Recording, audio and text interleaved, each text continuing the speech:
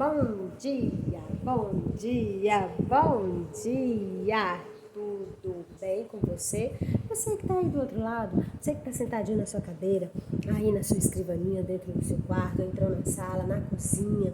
Bom dia para você, rapazes e moças de luta, na luta, que não desiste, que não se entrega. Bom dia para você que está aí no corre de todos os dias, não é? Acordando cedo, tomando um banho, aquele café gostoso, corre pro quarto, fecha a porta, senta aí nessa cadeira e vamos lutar. Vamos lutar, que a vida exige força, exige luta, exige garra, exige determinação.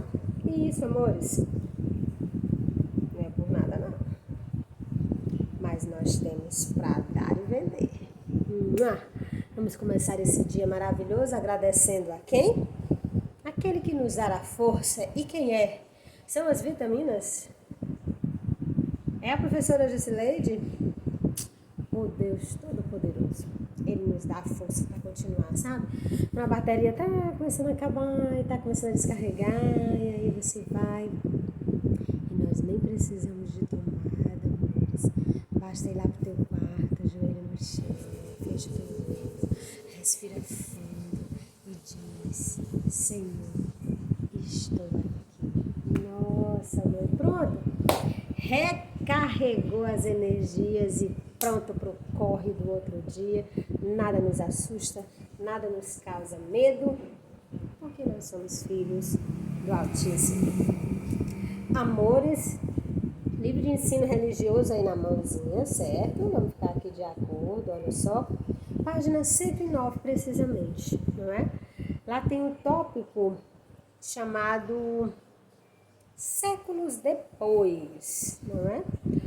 O que nós vamos aqui fazer aqui? Só uma revisãozinha e depois vamos avançar no conteúdo. Esse século depois é porque nós sabemos que a instituição do cristianismo, ela acontece de fato ali depois de todos os episódios envolvendo ali a vida de Cristo, culminando com sua morte e terminando de uma maneira incrível, maravilhosa e esplêndida com a sua ressurreição, não é? Então, a partir daquele momento, institui-se ali o cristianismo de fato ali, ele começa a acontecer de fato, não é? E como nós vimos, ele foi, assim como nós, seres humanos, como vocês sabem, não é? Nós fomos evoluindo. E a vida que nos cerca, a vida que nós construímos, a sociedade na qual estamos inserindo, ela também vai sofrendo essas modificações, correto?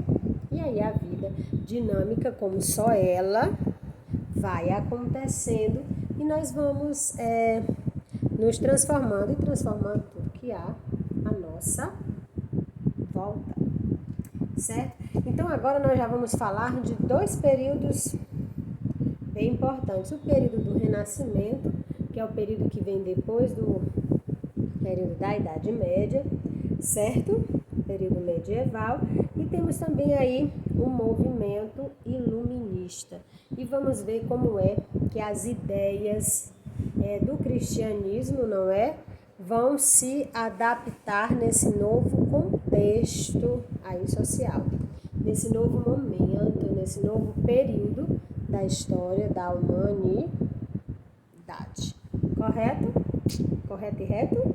Eu sei que é correto e reto sempre, tá? Então vamos lá, amores meus queridos, tentando aqui focar direitinho, vamos lá. Durante mais de 1000 anos, quase não houve possibilidade de discordância da visão católica de Jesus. Lembra o período medieval? Se você não concorda comigo, vou te dar uma alternativa. Você concorda com as minhas ideias ou reticências. Então, não havia discordância porque a Igreja Católica tinha um poder muito grande. Infelizmente, usava da força que ela tinha para manter as coisas como eles gostariam que elas permanecessem. Feito isso, vamos lá. Eram tempos diferentes em que não havia a ideia que temos hoje de liberdade de pensamento. essa liberdade toda que nós temos, meus amores, para ir lá nas redes sociais e postar todas aquelas palavrinhas que às vezes a gente nem pensa direito e vai jogando na rede social, nós temos hoje, é direito adquirido e não é assim à custa de muita luta. Bem, então vamos lá. A ideia de liberdade começou a tomar força a partir de 1500, a princípio com a Reforma Protestante e com o movimento do Renascimento, mas só teve mais sucesso após o século XVIII com outro movimento chamado Iluminismo. O Renascimento, como tem ao lado, num boxezinho informativo, ao lado do texto de vocês no livro, na página 109, vai dizer que o movimento Renascimento, movimento iniciado no século XV, certo? Então foi ali 1400, 1500, século XV, 1500 de fato, na Europa, que valoriza o ser humano, voltava às raízes clássicas da Grécia e buscava beleza e harmonia. Vocês lembram que no período do período medieval havia a ideia do teocentrismo. Tudo girava em torno de Deus. Tudo tinha que vir Deus em primeiro lugar.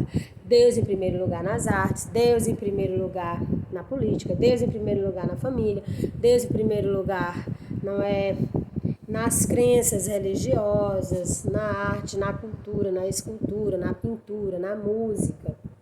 E aí vem o Renascimento. E aí o período do Renascimento, ele tira, certo? Ele tira ali Deus do centro e coloca a ideia do homem no centro. E aí esse homem no centro, ele pensa, ele interage com a sociedade, ele tem pensamentos, ele vai poder manifestá-los, entendeu? E aí vai acontecendo essa transformação. Foi então que certos pensadores começaram a manifestar opiniões diferentes sobre Jesus, que aí vem também o Iluminismo, que é um movimento filosófico do século XVIII. Olha só, no século XV começa o movimento renascentista. 3 séculos depois, século XVIII, tem início o movimento iluminista. E nesse movimento, lá no século XVIII, ele discutia projetos políticos, sociais e religiosos para proporcionar ao ser humano mais liberdade de pensamento e ações. Caracterizou-se pela crença na razão e no progresso e pelo desafio às tradições. Essas ideias resultaram no lema liberdade, igualdade, fraternidade, aí proposto, difundido, divulgado amplamente por aqueles que os criaram, que foram os franceses, né? Igualité, liberté, e aí o outro, qual é o outro? Fraternité, né? Fraternidade, liberdade e igualdade. E lembrando que tudo isso, tanto o movimento iluminista quanto o renascentista, tinha ali o homem no centro. O renascentista, primeiro, não é que ele pega mesmo a parte mais difícil, a mais complicada, porque entra numa contradição muito grande ali, saindo ali daquela idade, daquele pensamento de Deus no centro, teocêntrico, e tentando ser implantado ali o antropocentrismo.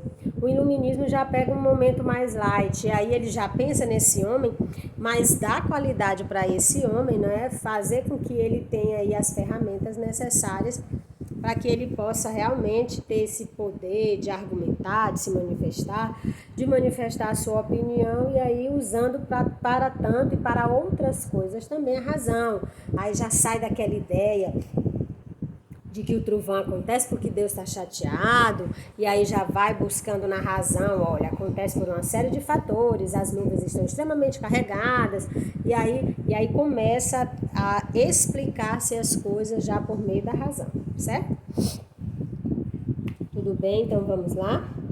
E aí foi então que certos pensadores começaram a manifestar opiniões diferentes sobre Jesus. Filósofos como Voltaire e o suíço Rousseau, por exemplo, viam Jesus como um modelo de virtude e de amor, mas não acreditavam em Jesus Deus, mas sim que ele era um homem muito bom. Justamente na França, terra de Voltaire, nasceu uma corrente de pensamento, o Espiritismo. Gente, o Espiritismo ele nasce na França, lá com Allan Kardec, certo? Então, que pretendia ser uma outra forma de cristianismo, um cristianismo que aceitava Jesus, assim como os judeus e os muçulmanos, mas não como Deus. Essa corrente viria a conquistar muitos adeptos no Brasil. Olha só, vamos entender quem é Jesus aqui, segundo Allan Kardec, certo? Que é o fundador aí do Espiritismo, e ele tinha uma maneira, ele tinha uma maneira de enxergar Jesus. Jesus aqui, essas leituras que nós iremos fazer agora, mostra a percepção que Allan Kardec tinha a respeito de Jesus. Aí vamos lá. Para Allan Kardec, fundador do Espiritismo, Jesus era um ser evoluído, tendo já alcançado a perfeição que um dia todos vamos alcançar. A ideia que ele propõe baseia-se nas próprias palavras de Jesus na Bíblia. Então, para Allan Kardec, Jesus não era Jesus Deus, e sim Jesus, o Espírito evoluído. Quem entende, quem é um bom entendedor e vive, não é? O Espiritismo, não é? Crer e é adepto do movimento do Espiritismo, crença religiosa espírita, eles sabem que o espírito ele vai passando por esse processo de evolução até chegar num ideal, que seria um ideal de evolução do espírito, que ele chama de clareza, pureza, e que ele atinge um grau máximo de evolução. Então, para Allan Kardec, Jesus era um espírito extremamente evoluído, que já tinha chegado naquele grau, que é um grau de evolução do mais puro e absoluto desprendimento, certo? De entrega total, de doação, certo? De imersão total mesmo aí nessa virtude do amor, doação, do amor entrega, doação, do amor que cede, certo? Tudo, pois, nas palavras de Jesus, quer as que ele disse em vida, quer as de depois de sua morte, acusa uma dualidade de entidades perfeitamente distintas, assim como o profundo sentimento de sua inferioridade e da sua subordinação em face do ente supremo, que no caso seria Deus. Pela sua insistência em afirmá-lo espontaneamente, sem a isso ser constrangido ou provocado por quem quer que fosse. Parece ter querido protestar de antemão contra o papel que, segundo a sua previsão, lhe seria atribuído. Se houvesse guardado silêncio sobre a sua personalidade, o campo teria ficado aberto a todas as suposições, como a todos os sistemas. A precisão, porém, da sua linguagem afasta todas as incertezas. Que autoridade maior se pode pretender do que a das suas próprias palavras? Quando ele diz categoricamente, eu sou ou não sou isto ou aquilo, quem ousaria arrogar-se o direito de desmenti-lo? Embora, para colocá-lo mais alto do que ele, a si mesmo se coloca. Quem pode racionalmente pretender estar mais esclarecido do que ele sobre a sua própria natureza? Que interpretações podem prevalecer contra afirmações tão formais e multiplicadas como estas? Não vim de mim mesmo, mas aquele que me enviou é o único Deus verdadeiro. Foi de sua parte que vim. Digo que vim junto a meu Pai. Não me cabe a mim vou-lo conceder. Isso será para aqueles a quem meu Pai o preparou. Vou para meu Pai, porque meu Pai é maior do que eu. Por que chamas bom? Bom não há senão somente Deus. Não tenho falado por mim mesmo. Meu Pai que me enviou foi quem me prescreveu, por mandamento seu, o que devo dizer.